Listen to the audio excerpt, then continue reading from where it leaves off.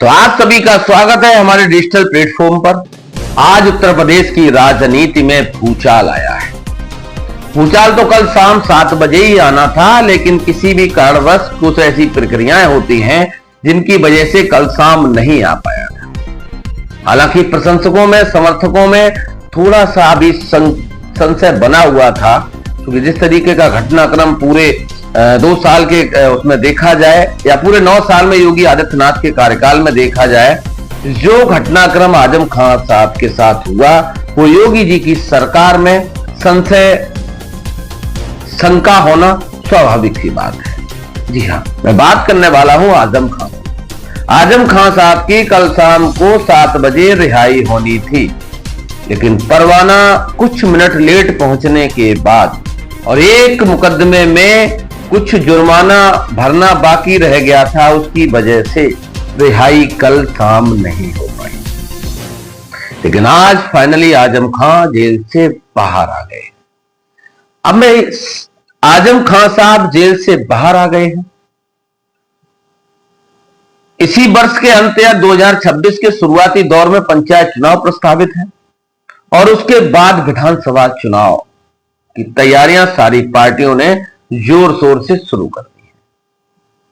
अब देखने वाली बात यह है कि उत्तर प्रदेश में आजम खान साहब के जेल से आने के बाद क्या उत्तर प्रदेश की हवा बदलेगी? क्या नए गठबंधन देखने को मिलेंगे? मैं स्पेशली बात करने वाला हूं, अगर पिछले 2 साल के उसमें देखा जाए तो आजम खान साहब के घर चंद्रशेखर 1-2 बार तो लाव लश्कर के साथ गए हैं। आजाद समाज पार्टी के राष्ट्रीय अध्यक्ष की मैं बात कर रहा हूं। नगीना से सांसद चंद्रशेखर रावल की मैं बात कर रहा हूं, क्योंकि चंद्रशेखर रावल 2 बार आजम खान साहब के घर पे खुलेआम गए हैं। उसके बाद चर्चा ये भी है कि 2-3 बार गुपचुप तरीके से भी मुलाकात हुई है। तो क्या यह माना जाए कि चंद्रशेखर का यह प्रयास था कि आजम खान साहब का परिवार हमारे साथ आ जाए? क्योंकि अगर देखा जाए तो मायावती जब से निष्क्रिय हुई हैं, तब से दलितों के प्रति चंद्रशेखर रावल की भूमिका, चाहत, समर्थक और उसकी संख्या में बहुत ज्यादा इजाफा हुआ है। तो कहने का मतलब सिर्फ इतना है कि क्या चंद्रशेखर रावल 2027 में अखिलेश यादव के साथ आ सकते हैं, आजम खान साहब के साथ आ सकते हैं? आजम खान साहब के कहने से ही चंद्रशेखर किसी गठबंधन में शामिल हो सकते हैं?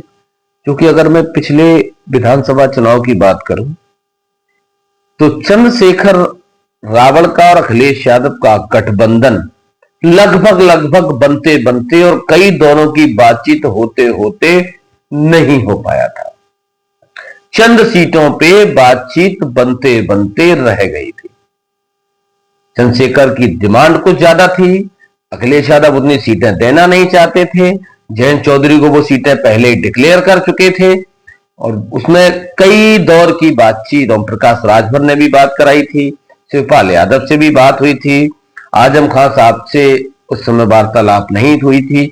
अखिलेश यादव की कई दौरों की बातचीत के बाद वो सब चीजें नहीं हो पाई थी। क्योंकि मैं चंद्रशेखर रावल की इसलिए बात कर रहा हूं, हाल ही में वीरेश मिश्रा जो आज तक के एंकर है, उन्होंने अपने यूट्यूब चैनल रेड लिंक पर चंद्रशेखर रावल का इंटरव्यू करा है। उसमें चंद्रशेखर रावल ने पूरे बाकायदा सारी चीजों को खोला है।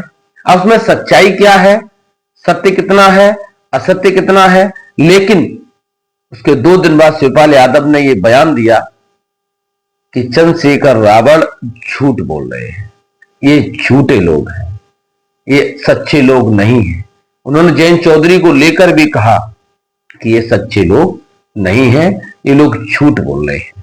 लेकिन राजनीति में कुछ भी असंभव नहीं है। कब किस तरफ ऊंट किस करवट बैठ जाए कुछ कहा नहीं जा सकता। तो अब देखने वाली बात यह होगी कि आजम खान के बाहर आने के बाद क्या चंद्रशेखर रावल, जयंत चौधरी, अखिलेश यादव एक मंच पर आजम खान लाने में कामयाब हो पाएंगे? और अगर ऐसा होता है, और अगर ऐसा करने में आजम खान कामयाब हो जाते हैं, क्योंकि आजम खान के ऊपर तलवार अभी भी लटकी है, योगी सरकार कभी भी कोई भी कुछ भी, समर्थकों में संशय हमेशा बने रहेगा। तो आजम खां का पूरा प्रयास ये रहेगा कि 2027 में किसी भी तरीके से समाजवादी पार्टी की सरकार बने, और उसके लिए सारे जतन यतन पतन जो भी करना पड़ेगा वो आजम खां करेंगे। तो देखने वाली बात यह है कि आने वाले समय में क्या जयंत चौधरी, चंद्रशेखर रावण, ओम प्रकाश राजभर, संजय निषाद, अखिलेश यादव के मंच पर आ सकते हैं, आजम खां सफल हो सकते हैं, नए गठबंधन बन सकते हैं, क्योंकि आज आए हैं।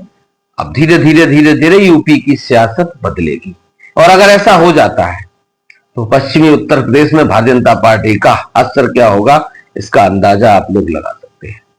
और पूर्वांचल की बात करूं तो समाजवादी पार्टी पहले से ही बहुत मजबूत है। जिले की 10 सीटें, बहुत से जिले ऐसे हैं, मैं जिले भी आपको गिना सकता हूं, बहुत से ऐसे जिले हैं जहां समाजवादी पार्टी ने सूपड़ा साफ कर दिया था, भारतीय जनता पार्टी का खाता नहीं खुला था। तो देखते हैं कि 2027 से पहले किस तरीके की सियासी हवा, नई राजनीतिक गठबंधन उत्तर प्रदेश में बनने वाले हैं। बने रहिए हमारे साथ और बताइए कमेंट में वीडियो आपको कैसे लगते हैं। चैनल को फॉलो नहीं किया तो फॉलो कर लीजिएगा आप लोग, जिससे हमारी मेहनत, हमारी बात आप तक आसानी से पहुंच सके।